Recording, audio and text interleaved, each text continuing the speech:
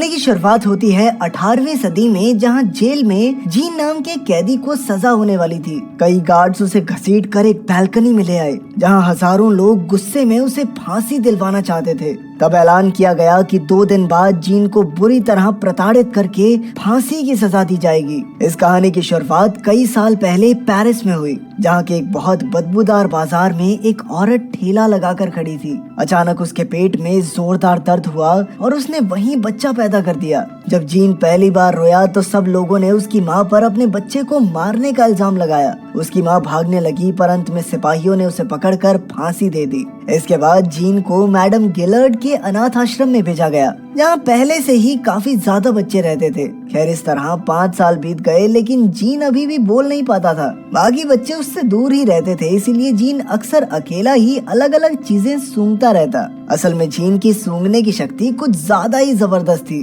कई बार तो वो मरे हुए जानवरों को भी सूंघता था। धीरे धीरे वो बोलना सीख गया और अब वो अपनी आंखें बंद करके सिर्फ सूंघ कर किसी भी चीज के बारे में सब कुछ बता सकता था। जब वो 13 साल का हुआ तो मैडम गिलर्ड ने उसे ग्रिमल नाम के एक चमड़ा बनाने वाले को बेच दिया। उधर जीन हर रोज जी तोड़ मेहनत करता और शहर जाने के सपने देखता। इसी तरह मेहनत करते हुए कई साल बीत गए और आखिरकार एक दिन ग्रिमल उसे अपने साथ शहर ले गया। वहाँ की भीड़ में घूमते हुए जीन हर तरह की महक को सूंघने लगा। फिर अचानक वो ग्रिमल से नजर बचा के एक बेहद प्यारी खुशबू का पीछा करने लगा। ये खुशबू एक परफ्यूम की दुकान से आ रही थी, जहाँ दुकानदार ने आमोर नाम का एक नया परफ्यूम बनाया था। तब उसे समझ आया कि कई खुशबुओं को मिलाकर एक नई खुशबू भी बनाई जा सकती है। अचानक से उसे एक और खुशबू आई। ऐसी खुशबू उसने अपनी जिंदगी में कभी नहीं सूंघी थी। वो उसकी तरफ भागा तो पता चला कि ये खूबसूरत लड़की की खुशबू थी। जीन उसके पीछे जाकर उसका कंधा सूंघने लगा। अचानक लड़की डर गई और उसने जीन से बात करने की कोशिश की,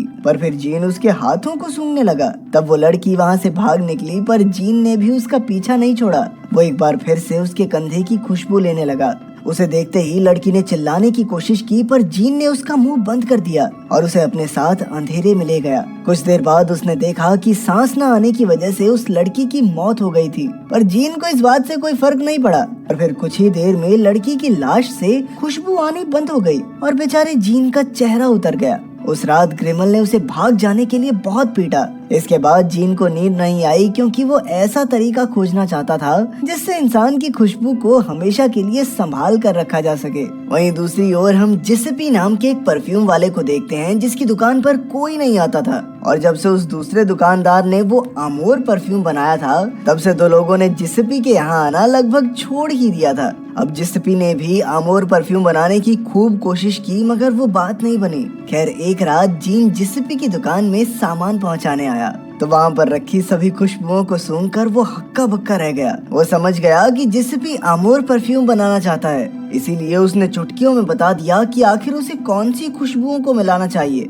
जिसपी को उसकी बात पर यकीन नहीं हुआ, तो जीन ने खुद सारी चीजें मिलाकर वो आमोर परफ्यूम बनाया। जब जिसपी ने उसे सूंघा तो उसके होश ही उड़ गए और साथ ही उसे गुस्सा भी आया कि ये 2 कौड़ी का लड़का उससे बेहतर परफ्यूम कैसे बना सकता है। उसने फिर से जीन का बनाया हुआ परफ्यूम सूंघा तो उसे लगा कि वो जन्नत में आ गया है। फिर अगले दिन उसने जीन को ग्रिमल से खरीद लिया। इधर जीन जिसपी के यहाँ अलग अलग तरह के परफ्यूम बनाने लगा और जल्द ही उसकी दुकान फिर से चलने लगी। जिसपी ने उसे बताया कि दुनिया में 12 सबसे बेहतरीन खुशबू हैं और एक 13वीं खुशबू के बारे में भी बताया जाता है। जब इन 13 खुशबुओं को एक साथ मिला दिया जाए तो इंसान किसी को भी अपने वश में कर सकता है, मगर ये 13वीं खुशबू आज तक किसी को नहीं मिली। ये सुनकर जीन को उस लड़की की याद आ गई जिसे उसने मारा था। अब जीन ने जिसपी से पूछा कि किसी की खुशबू को हमेशा के लिए बचाकर कैसे रखा जा सकता है। फिर अगले दिन जिसपी ने उसे 10,000 गुलाबों को उबाल कर उनका परफ्यूम बनाना सिखाया। कई घंटों के इंतजार के बाद जब परफ्यूम की पहली बूंद गिरी तो जीन बेहद खुश हुआ और अपना परफ्यूम बनाने के लिए अजीबोगरीब चीजें ढूंढने लगा। उसने कई लोहे की चीजों को कढ़ाई में डालकर उनका परफ्यूम बनाने की कोशिश की, पर गुलाब की तरह लोहे को उबाल कर परफ्यूम नहीं बनाया जा सकता था। इसीलिए हताश होकर जीन रोने लग गया। जिसपी ने उसे खूब डांटा और कहा कि जिंदा चीजों का परफ्यूम नहीं बनाया जा सकता। ये सुनकर जीन वहीं बेहोश हो गया और कई डॉक्टर्स की दवाई के बावजूद भी वो ठीक नहीं हुआ। जब जीन मरने वाला था तो उसने जिसपी से पूछा कि क्या परफ्यूम बनाने का कोई और भी तरीका है। आखिरकार जिसपी ने उसे एनफ्लोरेज नाम की एक टेक्निक के बारे में बताया जिसका इस्तेमाल ग्रासे शहर में होता है। ये सुनकर जीन की तबीयत ठीक होने लगी। आखिरकार उसने ग्रासे शहर जाकर वो टेक्निक सीखने का फैसला किया, मगर जिसपी ने कहा कि जब तक वो उसे 100 नए परफ्यूम बनाकर नहीं दे देता तब तक वो उसे जाने नहीं देगा। जीन ने भी फटाक से 100 नए परफ्यूम बना दिया और ग्रासे शहर के लिए निकल पड़ा। जिसपी 100 नए परफ्यूम्स पाकर बहुत खुश था, पर अचानक से उसका घर ही ढह गया और वो दबकर मर गया।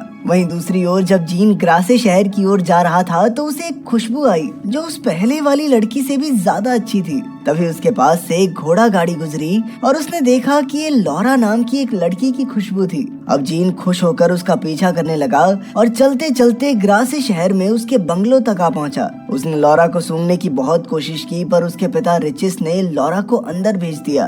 खैर अगले दिन से जीन एक परफ्यूम की दुकान पर काम करने लगा, जहाँ उसने ड्रूइट नाम के एक आदमी की निगरानी में एनफ्लोरेज टेक्निक सीखी। इसके मुताबिक उन्हें फूलों को एनिमल वैक्स पर लगाकर एक बड़े से डब्बे में उबालना होता है, जिससे बेहतरीन परफ्यूम बनकर निकलता है। फिर एक रात लैब में जीन को एक लड़की दिखाई दी जो छुपकर अपने बॉयफ्रेंड से मिलने आई थी, पर जीन ने उसे मार डाला और उसके ऊपर एनिमल वैक्स लगाकर डिब्बे में डाल दिया। ऐसा करके वो उस लड़की की सुगंध वाला परफ्यूम बनाना चाहता था, पर सुबह जब फूल वाली फूल देने आई तो जीन को डिब्बा ढकना पड़ा। आखिरकार जब परफ्यूम निकला तो जीन ने देखा कि ये तो उस लड़की के शरीर का परफ्यूम नहीं था, इसीलिए उसने कोई और रास्ता निकालने का सोचा। शाम को वो एक तवायफ और उसके कुत्ते को अपने कमरे में ले आया, लेकिन उसके साथ कोई शारीरिक संबंध बनाने की बजाय वो लड़की के शरीर पर एनिमल वैक्स लगाने लगा। बाद में जब वो चाकू से उस एनिमल वैक्स को उतारने लगा तो लड़की जोर जोर से चिल्लाने लगी, लेकिन जीन रुका नहीं और उसने लड़की को बेरहमी से मार डाला।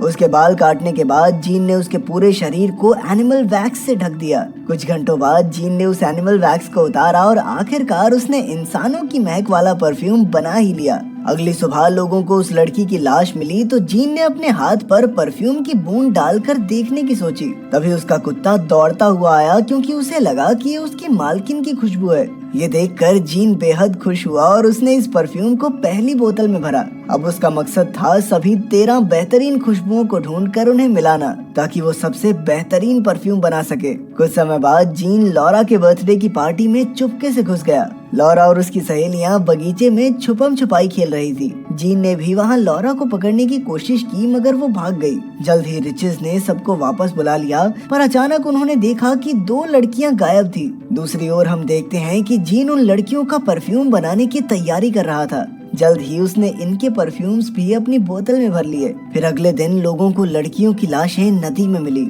इससे आसपास के लोग काफी घबरा गए, क्योंकि अब कोई भी लड़की सुरक्षित नहीं थी। अगले कुछ दिन तक जीन ने कई लड़कियों को अगवा करके उन्हें मारकर परफ्यूम्स बनाए। अपना काम खत्म होने पर वो लाशों को यूं ही रास्ते पर छोड़ देता था। जब मामले बढ़ने लगे तो पुलिस ने शहर में कर्फ्यू लगा दिया, लेकिन तब भी जीन लगातार लड़कियों का कत्ल करता रहा। चारों ओर दहशत फैल गई और लोगों ने अपने घरों में ताले लगा लिए। अब तो लोगों को जिस पर भी शक होता उसे तुरंत गोली मार दी जाती। उधर जीन ने एक नन का कत्ल किया जो उसकी 12वीं शिकार थी।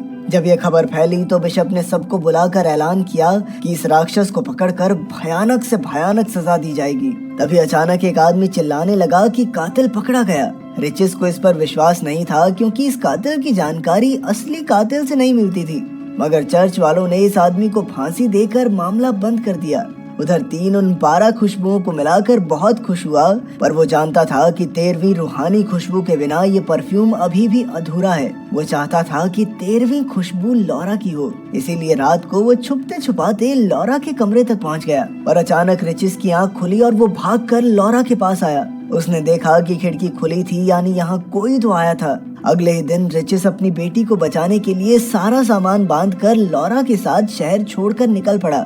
कातिल को चकमा देने के लिए उसने खाली बग्घी उल्टी दिशा में भी भेजी और लॉरा को घुड़सवार के भेस में अपने साथ ले आया। पर जीन की नाक को तुरंत पता चल गया कि लॉरा की खुशबू दूर जा रही है, इसीलिए वो अपना सामान बांधकर खुशबू के पीछे दौड़ने लगा। कुछ समय बाद रिचिस और लॉरा एक होटल में पहुंचे और रिचिस ने सारे कमरे बुक कर लिए। फिर रात को उसने लॉरा को बिना खिड़की वाले कमरे में बंद कर दिया। उधर खुशबू का पीछा करते करते जीन होटल तक आ पहुंचा।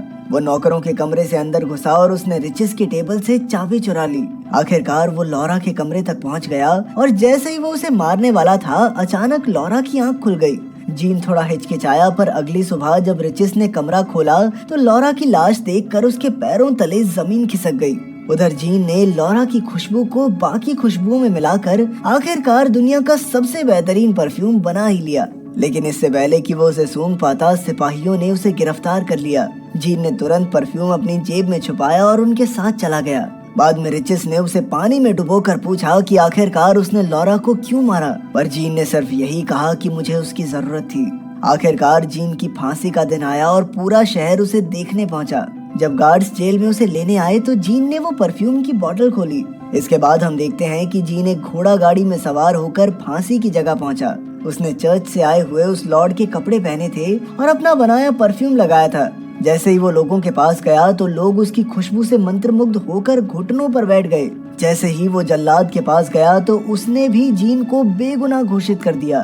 फिर जीन ने ये परफ्यूम एक रुमाल पर लगाया और उसे चारों ओर हवा में फैला दिया। अचानक सबको लगने लगा कि वो स्वर्ग में पहुंच गए हैं। यहाँ तक कि बिशप भी अपने घुटनों पर आ गया। हजारों लोग मंत्रमुग्ध होकर जीन को देवता कहकर पुकारने लगे। आखिरकार जीन का सपना पूरा हो रहा था। उधर रिचेस काफी हैरान था, क्योंकि अब तक उस तक परफ्यूम की खुशबू नहीं पहुंची थी। फिर जीन ने वो रुमाल हवा में उड़ा दिया और खुशबू के फैलते ही हजारों लोग एक दूसरे को चूमने लगे।